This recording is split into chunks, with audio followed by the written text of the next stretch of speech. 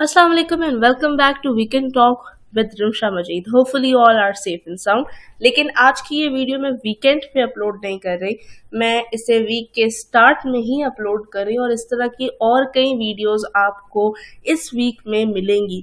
Reason ये है कि अभी 9th 10th फर्स्ट ईयर और सेकेंड ईयर के स्टूडेंट्स के एग्जाम्स स्टार्ट होने वाले हैं and I will try my best कि मैं मैक्सिमम ट्रिक्स एंड टिप्स वाली वीडियोस जो हैं वो आपके साथ शेयर कर सकूं और जिनको देखते हुए, जिनको इम्प्लीमेंट करते हुए आप अपने पेपर्स को अच्छे से सॉल्व करें और अच्छे ग्रेड्स भी अटेन करें इंशाल्लाह ताला।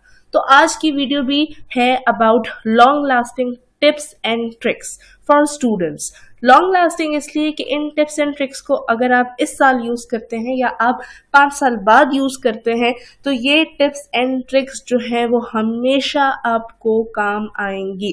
तो आज की वीडियो को मैं करती हूँ स्टार्ट, जिसमें मैं आपके साथ शेयर करूंगी एक ऐसा फॉर्मूला जो आपको हेल्प करेगा अच्छे ग्रेड्स को अटेन करने में। लेकिन इस फॉर्मूला को प्रेजेंट करने से पहले मैं एक बात कहूंगी कि आप को मेरी ये वीडियो सिर्फ तभी फायदा दे सकती है अगर आप ना सिर्फ सुने समझे बल्कि उस चीज को इम्प्लीमेंट भी करें। लेकिन अगर आप सिर्फ मोबाइल या लैपटॉप खोल के बैठे हैं और वीडियो देख रहे हैं, सुन रहे हैं और समझ रहे हैं लेकिन उसे इम्प्लीमेंट नहीं कर रहे, तो फिर ये वीडियो आपके लिए नहीं है, आप इसे क्विट कर सकते हैं।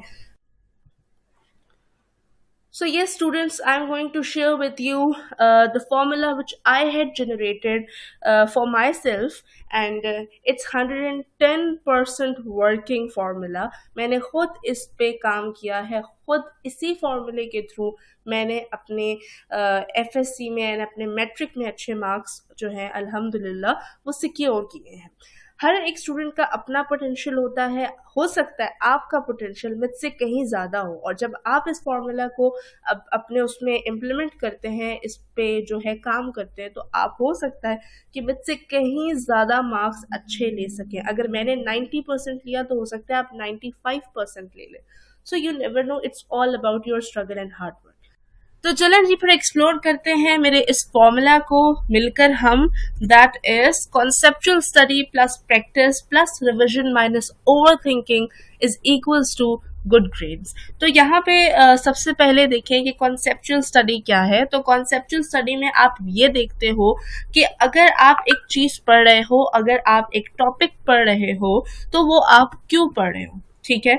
कॉन्सेप्ट के साथ आप पढ़ोगे तो उसे हम कॉन्सेप्चुअल स्टडी कहते हैं, जिसमें आप हर एक चीज को इन्वेस्टिगेट करते हो कि अगर ये हो रहा है तो ये क्यों हो रहा है, अगर ये ऐसे हो रहा है तो ऐसे क्यों हो रहा है, वैसे क्यों नहीं हो रहा। तो ये सारे कॉन्सेप्ट्स हैं। लेकिन कॉन्सेप्चुअल स्टडी का मतलब ये भी है कि आप अच्छे से डिटेल स्टडी करो। आपको मैं एग्जांपल दूंगी। सबसे पहले जो मेरे मैथ्स के स्टूडेंट्स जो ये वीडियो देख रहे हैं उनके लिए सबसे पहले एक एग्जांपल है, और उसके बाद मैं साइंस सब्जेक्ट से रिलेटेड एक एग्जांपल दूंगी ताकि आप सभी स्टूडेंट अच्छे से समझ सकें।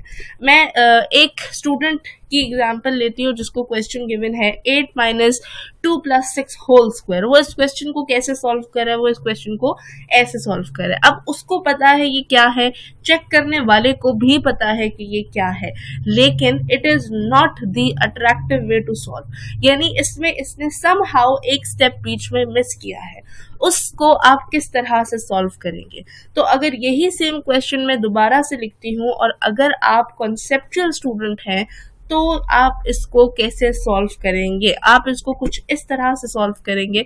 सबसे पहले आप इस फॉर्मूला को ओपन करेंगे, इसकी ओपन फॉर्म लिखेंगे 2 square plus 6 square plus 2 into 2 into 6, और फिर उसके बाद आप जस्टिफाई भी करेंगे कि क्यों आपने ये किया या किस तरीके से आपने ये स्टेप को सॉल्व किया है।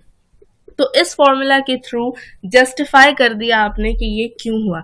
अब आप खुद कंपैरिजन कर सकते हैं कि राइट साइड वाला अट्रैक्टिव है या लेफ्ट साइड वाला। लेफ्ट साइड वाले स्टूडेंट ने सिंपल जो भी उसका बनता था उसने लिख दिया, और राइट साइड वाले स्टूडेंट ने अपनी बात लिखी भी, अच्छे से सॉल्व भी किया और उसको जस्टिफाई भी किया कि क्यों उसने ये वाला जो है स्टेप इस तरीके से सॉल्व किया। तो मैथ्स में ये चीज बहुत काउंट होती है, ट्रस्ट मी। 110% गारंटी के साथ, 110% अश्योरिटी के साथ ये बात कर रही हूँ मैं कि मैथ्स में ये चीज बहुत काउंट होती है कि अगर आप हर एक स्टेप में साथ जस्टिफिकेशन भी लिखें अगर किसी स्टेप की बनती है तो। ठीक है, एक और एग्जांपल देती हूँ। अगर आप डिफरेंशिएशन वाले क्वेश्चंस कर रहे हैं, ये सेकेंड ईयर के स्टूडेंट्स जो है इसे अच्छे से समझ सकेंगे, ये जो बात मैं कर रही हूँ 10th क्लास के स्टूडेंट या 9th क्लास के स्टूडेंट्स के लिए ये नहीं है। फर्स्ट ईयर सेकेंड ईयर के स्टूडेंट्स समझ सकेंगे कि अगर आप डिफरेंशिएशन के क्वेश्चंस कर रहे हैं और अगर सपोज आपने किसी का डेरिवेटिव फाइंड आउट करना है तो उसके लिए आप किसी रूल को अप्लाई करोगे, डिफरेंशिएशन के रूल को अप्लाई करोगे। अब आप कौन सा रूल अप्लाई कर रहे हो? आप क्वोशिएंट रूल अप्लाई कर रहे हो या आप प्रोडक्ट रूल अप्लाई कर रहे हो? आप अप्लाई तो कर देते हो, लेकिन अगर आप यही चीज वहां पे मेंशन भी करोगे, applying quotient rule, applying product rule, तो ये छोटे छोटे स्टेटमेंट्स एंड ये छोटी छोटी जस्टिफिकेशन आपके आंसर को बहुत स्ट्रांग बनाती है और आपके अच्छे मार्क्स को सिक्योर करती है।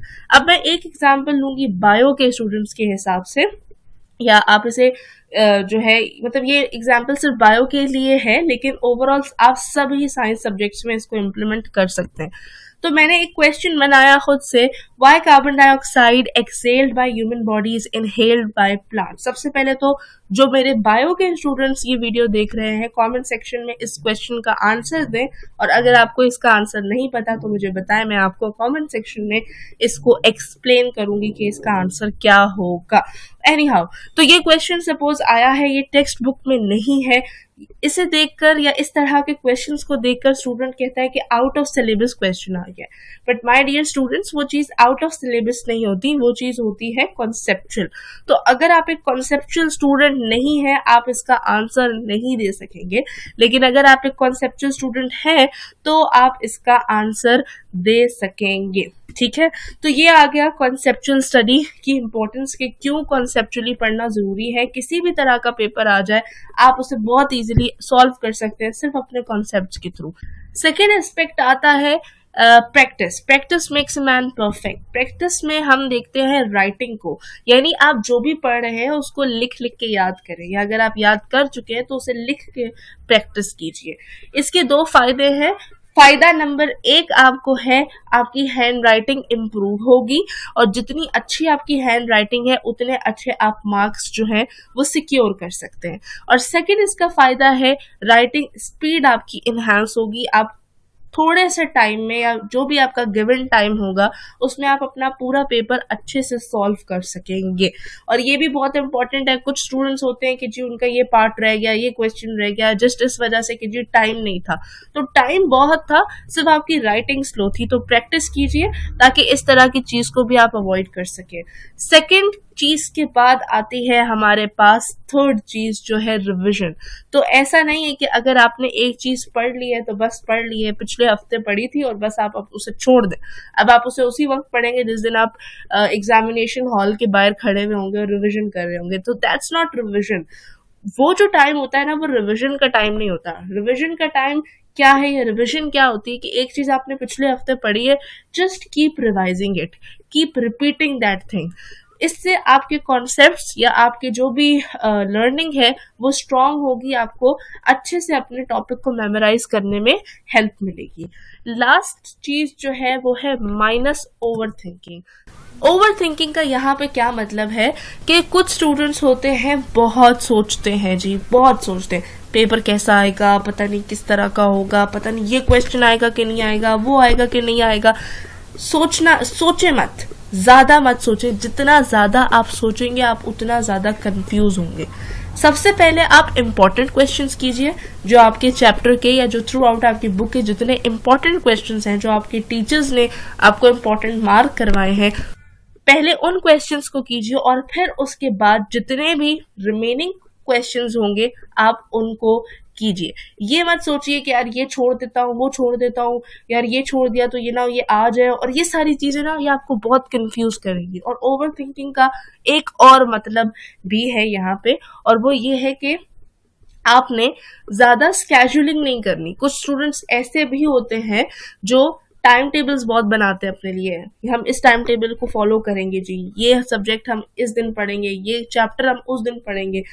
टाइम टेबल बनाना बहुत अच्छी बात है, लेकिन उन स्टूडेंट्स के लिए ये वर्केबल है जो वाकई ही उस टाइम टेबल पे इम्प्लीमेंट भी करते हैं।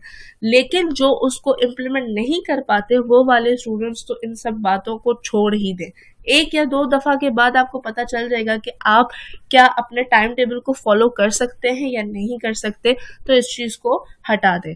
अगर मैं अपनी बात करूं तो मैं वो स्टूडेंट हूं जो मैं कभी टाइम टेबल को, अपने बनाए हुए टाइम टेबल को मैं कभी फॉलो नहीं कर सकती हूँ।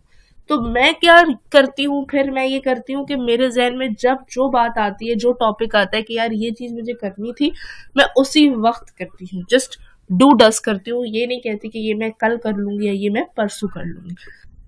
तो ये है पूरा फॉर्मूला जिसे आप यूज कर सकते हैं ड्यूरिंग प्रेपरेशन। एक और फॉर्मूला आपके साथ शेयर करती हूँ, लेकिन वो फॉर्मूला है during paper.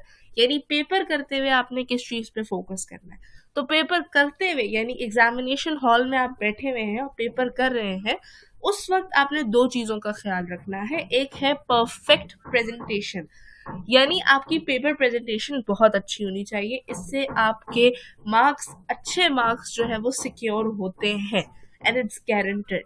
Okay, paper presentation में आपने करना क्या है, आप अपने साथ ब्लू ब्लैक मार्कर लेके जाएं। ब्लैक मार्कर जो है वो क्वेश्चंस लिखने के लिए यूज होता है, लेकिन मैं ये रिकमेंड करूंगी कि क्वेश्चंस आप उससे नहीं लिखे, क्वेश्चंस आप लिखे ब्लैक पॉइंटर से, ठीक है। और जो ब्लैक मार्कर है उसको आप इस तरह यूज कर सकते हैं कि अगर आपने ब्लू मार्कर से कोई हेडिंग दी है तो आप ब्लैक से उस हेडिंग को अंडरलाइन कर सकते हैं, उसे प्रोमिनेंट कर सकते हैं। तो ब्लैक को आप बहुत जरा सा यूज कीजिए, ज्यादा जो है आप करेंगे ब्लू मार्कर को यूज, ठीक है। उसके अलावा जो भी आपके टेक्स्ट में इंपॉर्टेंट बातें हैं आपने ब्लू मार्कर से हाईलाइट करनी है। अगर आपके पास डिफरेंस के क्वेश्चन है तो उसको आपने बुलेट्स के साथ लिखना है। And so many other techniques there are that are related to your paper presentation। तो अगर आप चाहते हैं कि मैं पेपर प्रेजेंटेशन पे भी एक वीडियो बनाऊं तो tell me in comment section, आपको पेपर प्रेजेंटेशन पे भी एक वीडियो मिल जाएगी। फिर दूसरी चीज है सोल्यूशन अकॉर्डिंगली। ये चीज बहुत इंपॉर्टेंट है। ये चीज इसलिए इंपॉर्टेंट है क्योंकि इसकी वजह से, अगर आप इसको फॉलो करते हैं तो इसकी वजह से आप टाइमली अपना पेपर खत्म कर सकते हैं।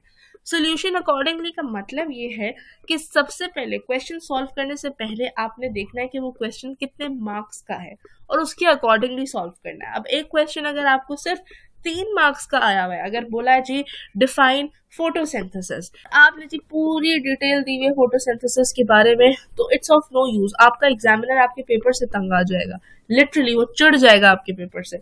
तो एग्जामिनर को चिढ़ाना नहीं है, उसको इम्प्रेस करना है, उसको अट्रैक्ट करना है। तो आज के लिए इतना था। ये 2 फॉर्मूलाज थे जिनको मैंने बहुत जनरली डिस्कस किया है। अपनी अपकमिंग वीडियोस में इन्हीं चीजों को मैं थोड़ा डिटेल में डिस्कस करूंगी। एंड अगेन मैं रिपीट करती हूँ, अगर आपको परफेक्ट पेपर प्रेजेंटेशन के बारे में भी जानना है इन डेज में before your exam, so you can tell me in comment section, उस पर भी मैं आपको एक वीडियो जो है बनाकर दूंगी। So till my next video, till my next part, take care of yourself everyone, best of luck for your paper. अल्लाह हाफिज।